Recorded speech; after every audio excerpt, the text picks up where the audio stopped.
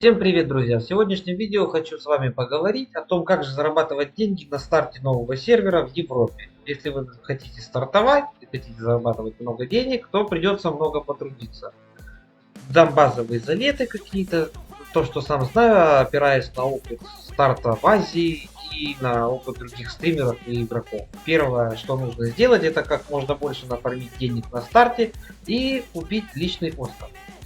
Личный остров даст вам неплохую прибавку, особенно на старте, потому что ингредиенты для выращивания, именно для крафта банок, да, и для выращивания домашнего скота, в дальнейшем превращении его в маунтов, оно всегда ценится. Поэтому даже если вы будете одной морковкой там торговать, например, или пшеницей на начальных уровнях, да, это все равно принесет вам деньги.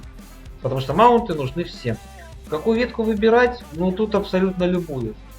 Если вы выбираете вдруг ветку травника, то вам еще открывается доступ к крафту банк.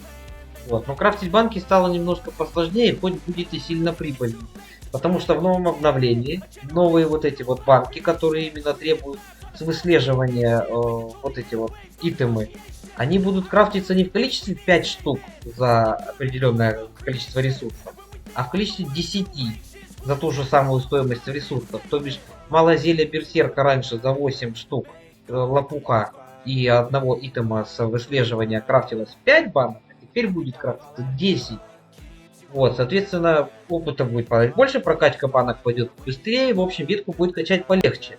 Ну, заработок будет хороший, по-любому, потому что на старте банки будут нужны всем. Если вы выберете ветку, ну, повара, говоря, создателя еды, тоже сильно много не потеряете в прибыли. Еда нужна всем, еда нужна на кач, в Авалон, ПВП, ПВЕ, во все аспекты, абсолютно даже в собирательстве нужна еда. Это понятно. Но вот что же выращивать и где? А вот тут, в зависимости от того, где вы будете стартовать. Предположим, если вы стартуете в Люмфрусте, здесь появился бонус местного производства. Здесь, например, морковь, зубчатый лопух, гусиные яйца и тыква. Морковь и зубчатый лопух — это Т4 тир ресурсов. Их очень легко будет открыть. Буквально на следующий день после старта вы уже откроете Т4. Вот, соответственно, я советую Люмфрут, если вы хотите прибыль здесь и сейчас. А если вы, например, хотите прибыль в долгосрочной перспективе, ну, можете присмотреться к любым другим городам. Тут, опять же, под ваше желание. Если вы хотите банки крафтить, например, яда, вот вам нужен Мартва. Потому что туманная наперстянка 10% бонусу дает. А если вы, например, ничего не хотите крафтить, ну, никакую еду, то просто берете, выбираете абсолютно любой город, где вы стартанули, хоть в Форт Стерлинге, садите, естественно, 10% прибыли терять зачем? Все, что здесь дает бонус, просто продаете на аукцион, на рынок и фиксируете прибыль. Также, как можно побыстрее, я вам рекомендую открыть город Брисилион для себя, потому что здесь картинка намного интереснее. Здесь 10% к бонусу фермерства под абсолютно все тиры, то бишь от морковки до тыквы. И здесь вы будете получать дополнительную прибыль. Здесь огород будет второй, грубо говоря. Соответственно, там собрали, тут собрали, 5 минут времени потратили, на аукцион все слили, получили денежку. Очки вкладывать в фермерство не надо. Очки нужно вкладывать, ну, очки обучения я имею в виду, которые даются каждый день, если у вас есть премиум аккаунт. Нужно вкладывать только в крафт. Например, если вы там хотите крафтить еду, вкладывайте в ветку еды. Если хотите крафтить химию, вкладывайте в химию. Рекомендую сначала не как я вот раскидать, да, везде, а по максимуму вкачать одну ветку, мастер готовки, например, салатов, а потом переходить к другим плавненько. Но я еду сильно не качал, так перекрафчиваю в основном доспехи. Сейчас мы до них доберемся. Чтобы открыть город Брисилион, нужно набить во мгле, в соло или в мгле, рейтинг города, репутация города Брисилион. Я не помню, сколько там надо, то ли 10 тысяч, то ли 30, то ли 50 тысяч. Очень давно делал, поэтому напишите в комментариях, кто знает, сколько надо набить опыта. Можно фармить деньги и во мгле, собирая сферки, фармя мобов, собирая ресурсы, делая все, что угодно. В принципе, вы будете заполнять шкалу испытания завоевателя. Испытание завоевателя будет давать вам вот такие вот очки, это благосклонность. Во-первых, у вас будет общая линейка прогресса, это понятно, в которой будут сундуки, аватарки, да, также будет вот сундук финальный, который можно будет заработать. И у каждого, естественно, хранителя энергии в любом городе вы сможете менять эти очки на сундук завоевателя. Вначале там будет также артефакты, ресурсы, все то же самое, что в фракционных войнах, только награда намного пожирнее. Вот. Если вы не хотите играть в такую рулетку, берете книги интуиции, если вам нужна прокачка, например, в каждой книжке 200 тысяч боевой славы. Но я бы все-таки рекомендовал брать выкачанную энергию и продавать ее на аукцион, потому что она достаточно дорого стоит. А на старте сервера так вообще будет очень хорошо стоить. Также на старте будут очень хорошо и дорого стоить ресурсы. Ресурсы абсолютно любые. Но если вы стартуете за 5 дней, то есть купили хрустальный пропуск, я вас настоятельно рекомендую именно качать камень. Потому что все станки в городе, крепости с нововведением будут, да, требовать камень, убежки и крафт некоторых там, других предметов требуют камень в большом количестве. Поэтому выбирайте город Мартлок, если вы играете в соло, например, ну или вдруг так сошлось, что у вас гильдия в Мартлоке играет.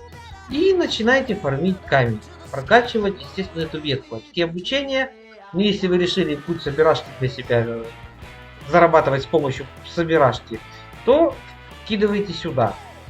Прокачивайте по максимуму камень и кайфуйте. Но это только при условии, если вы покупаете хрустальный набор основателя.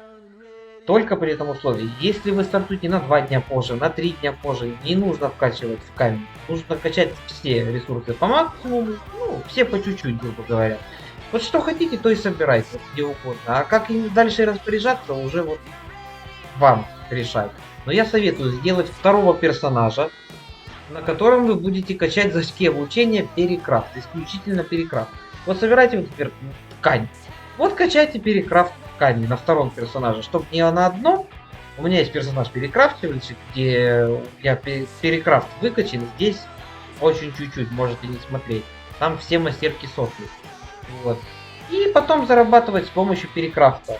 На старте сервера тоже будет актуально. Если вы решили заняться крафтом боевого снаряжения, я вам рекомендую остановиться в Корлеоне. И остров, естественно, делать тоже в Корлеоне. Прибавка здесь к Иркалису, Марсианке и Огнецвет. Но мы сейчас про снаряжение. Почему именно Корлеон? Потому что станки здесь под любые ваши хотелки будут по-любому. А продавать мы будем наши вещи созданные не на аукцион, а на черный рынок. Черный рынок разработчики обещали пофиксить. Не будет халявы, как на азиатском сервере, когда сумка стоила 30 миллионов, одна Т8 обычная. Они обещали это исправить. Посмотрим, будет ли это так, но даже продажа обычной любой вот брони, например, там 6-го, там 5-го тира, как вы будете какую создавать, черный рынок выкупит у вас дороже, по-любому. Здесь сейчас цены по 200 тысяч, я думаю, на старте будет, ну, поболя. Хотелось бы, конечно, в это верить и надеяться. Вот. Просто заходите, раз там 2-3 дня, на старте, естественно, как угорелый крафтите, и фокусировку вашу сливайте именно в крафт. Прокачивать, естественно, за очки обучения нужно ветку крафта. Выберите сначала одну. Например, выбираете тканевые колпаки. Это самый простой путь. Почему? Потому что требует один тип ресурса. Все колпаки требуют по 8 тканей. Все. Да? Начальные не требуют артефактов. Дальше все остальные требуют артефактов. Артефакты будут. Будем собирать с мобов и сундуки в открытом мире, и с мобов, и в Авалоне, и везде будут эти руны падать. Из них будут ролиться в казино артефакты. И нормально. На рынке они будут. Ну или сами вы будете их зарабатывать. И потихонечку, постепенно, вот начиная с первого, вот прокачиваем все колпаки. Прибыль приносит крафт нереальный. Если крафтите под фокусом, если вы ожидаете бонус, который меняется каждый день с активности, да, вот здесь вы, если будет, например, вот колпаки вы крафтите и будет плюс 10, там, 15, 20% колпакам, именно в этот день заряжайте фокус. Я советую крафтить вот раз в 3 дня. Но если будет бонус, то сливайте весь фокус туда. Прибыль будет нереальная. Черный рынок сожрет все в итоге. Дальше еще одна интересная активность, на которой можно заработать денег. Не только в начале, а вообще всегда. Это вот война фракций. За войну фракций, во-первых, вам будут начисляться очки, которые потом мы будем тратить на сердца или на сундучки или на предметы для создания плащей. Тут уже как рынок будет себя вести. Будем еще получать такие обычные сундуки, но они будут открываться раз в неделю. Да?